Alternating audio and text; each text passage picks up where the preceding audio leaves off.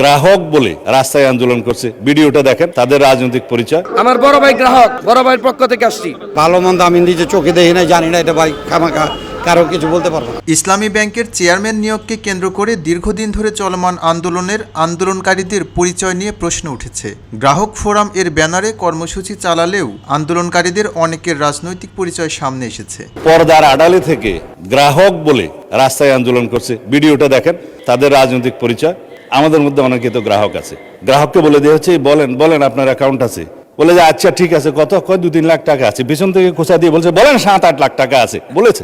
এটা record video. তারা গ্রাহক হচ্ছে সেই রকম গ্রাহক। অনুসন্ধানে দেখা গেছে আন্দোলনের নেতৃত্ব দেয়া এবং নিয়মিত বক্তব্য দেওয়া ব্যক্তিদের মধ্যে অনেকেই একটি রাজনৈতিক দলের বিভিন্ন পর্যায়ের নেতাকর্মী। এমনকি ব্যানার হাতে দাঁড়ানো কয়েকজনের সঙ্গেও কথা বলে জানা যায় তারা কেউ কেউ ব্যাংকের গ্রাহক নন, আত্মীয় বা পরিচিতদের বদলে কর্মসূচিতে অংশ নিয়েছেন। আমার বড় ভাই গ্রাহক, বড় ভাইয়ের পক্ষ থেকে আসছি। ক্যামেরার সামনে আন্দোলনের যৌক্তিকতা, দাবির ভিডিও কিংবা ব্যাংকের অভ্যন্তরীণ বিষয়ে প্রশ্ন করা হলে অনেকেই স্পষ্ট উত্তর দিতে পারেননি। আন্দোলনের উদ্দেশ্য ও দাবিগুলো নিয়েও দেখা যায় অসঙ্গতি। এটা সঠিক সিদ্ধান্ত আমি বলতে পারবো না এখন। কি ভালো মন্দ আমি নিজে চোখে দেখি না, জানি না, এটা ভাই খামাখা কারো কিছু বলতে পারবো না।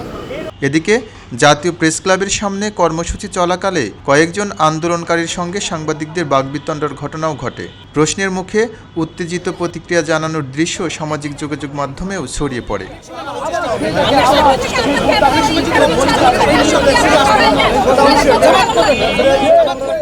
সালাউদ্দিন আহমেদ বলেন, দেশের ব্যাংকিং খাত কোনো ব্যক্তি বা গোষ্ঠীর স্বার্থে পরিচালিত হবে না। বাংলাদেশ ব্যাংকের নীতিমালা ও বিধিবিধান অনুসারেই ইসলামী ব্যাংক পরিচালিত হবে এবং ব্যাংকের স্বাভাবিক কার্যক্রমে কোনো ধরনের হস্তক্ষেপ গ্রহণযোগ্য নয়। Bangladesh bank as regulatory authority of the banks, central bank, তার যথেষ্ট ক্ষমতা আছে, ব্যাংক কোম্পানি আইনের ক্ষমতা দিয়ে আছে, সেই জন্য সেভাবে যায়।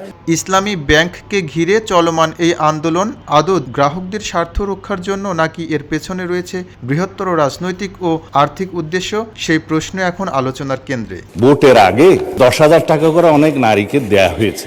এই RDS প্রকল্পের মধ্যে কত হাজার কোটি টাকা ডিস্ট্রিবিউট হয়েছে জানেন? 22,000 কোটি টাকা ডিস্ট্রিবিউট হয়েছে। 11,000 কোটি টাকা আগে দেওয়া হয়েছিল।